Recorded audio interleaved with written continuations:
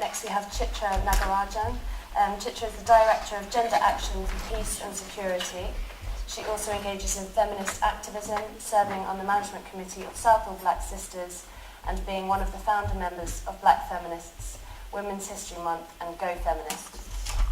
She has previously worked to promote and to protect the human rights of women in China, the USA and countries in West Africa.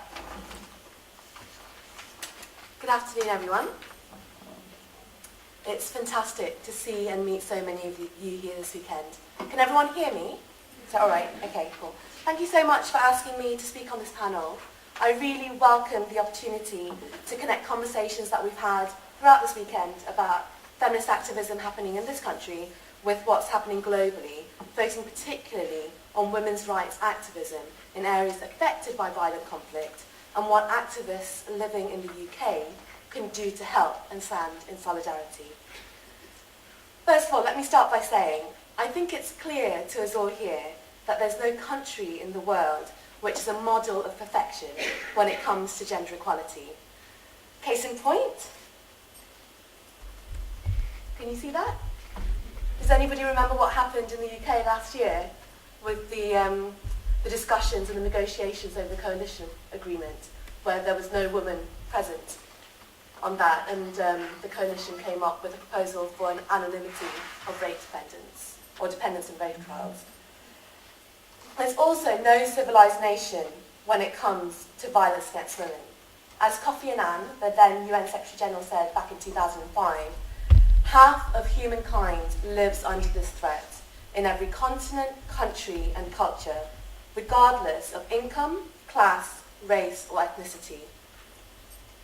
The reality of what power imbalances between women and men mean in practice sharpens and comes into focus during and after violent conflict and instability. Women experience rape and other sexual violence, displacement, torture, femicide, as we've just heard from Catherine, kidnapping, forced conscription in militias and other armed forces, and sex trafficking, and often are left with the responsibilities of caring for families and communities. It's a time of immense change. It can also be a time of opportunity, when women have to step into roles and take decision-making that's traditionally been gendered male. Women during and in the aftermath of conflict and violence all over the world are really crucial in keeping families and communities together, easing tensions and promoting dialogue to make peace, and are instrumental in rebuilding the country. This is the reality, what actually happens. However, government and international community response does not match these realities when it comes to involving women in formal peace and governance processes, or in ensuring decisions take into account the needs, realities, experiences and perspectives of women, as well as the challenges of family commitments, issues around communication and very real safety concerns. Those who have the power to decide simply do not view involving women as a priority. Women do not make up the majority of those carrying the guns, and so those who decide think they have no stake to be around the peace table and no influence which they can bring to bear. I want to give an example to illustrate this. Women from Palestine, Israel and the international community formed the International Women's Commission after talks broke down. They identified a set of common solutions to move the process forward. They're regularly invited to brief the EU and the UN, but they're excluded from formal peace processes. When they protested and asked why, can you guess what the US State Department responded by saying? They told them that it was best if they continued to do what they do best, which was whispering in the ears of decision makers. Now that's really telling, isn't it? Despite women calling for and working towards peace, human rights and justice, women are excluded and marginalised still.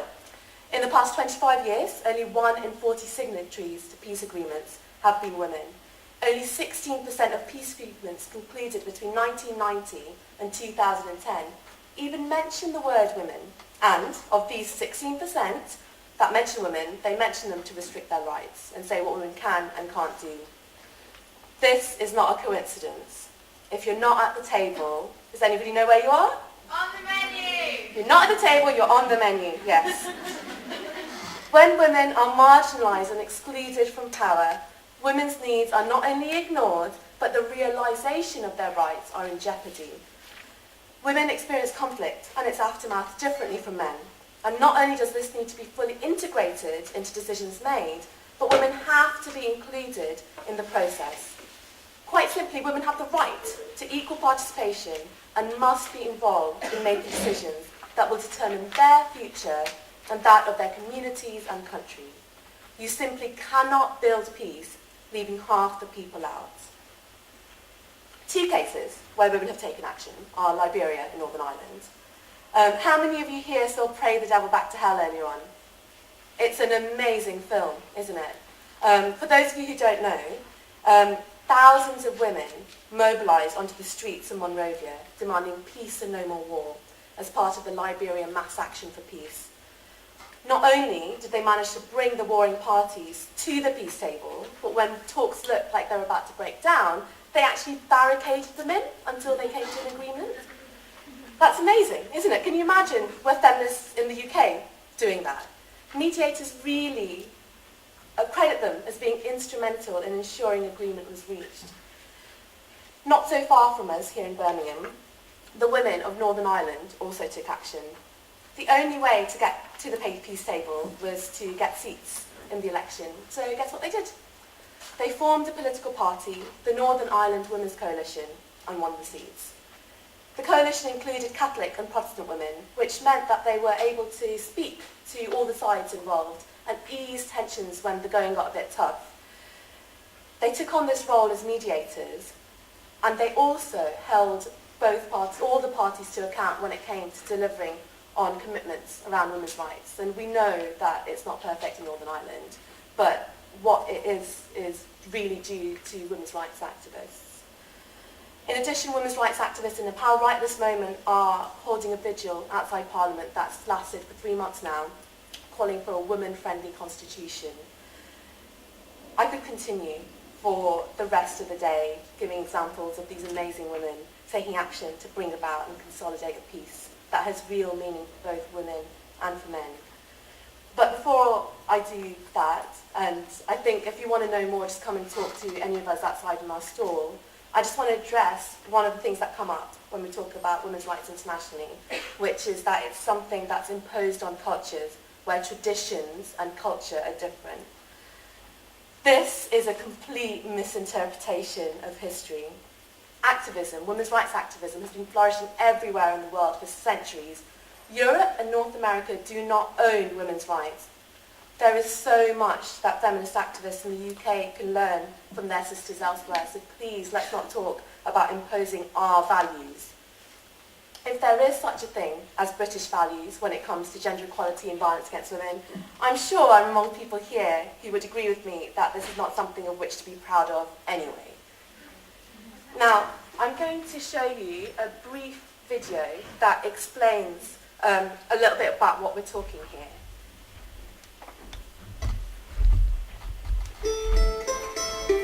I'm from Democratic Republic of Congo. I'm a peace builder. In DRC, I work helping women to participate in the peace process. Women's voice is not heard, and women's contribution in peace and reconciliation are not taken into account.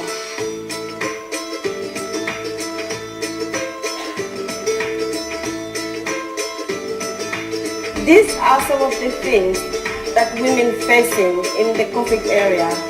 They'll keep happening if our voice is not heard. It's more dangerous to be a woman than a soldier in modern warfare. Following conflict, women are often excluded from decisions that shape their future, and these issues have been ignored. We can't build peace by leaving out the people out. All over the world, courageous and talented women are working to build peace now. Women have the right to be involved in peace negotiations. Women have the right to be involved to shape the future of their country. To build stable societies, we need women. As women, we can tackle violence and inequality. reduce poverty, and build stable societies. that meet the need of all the population. It just makes sense. You can't build peace by leaving half of the people out.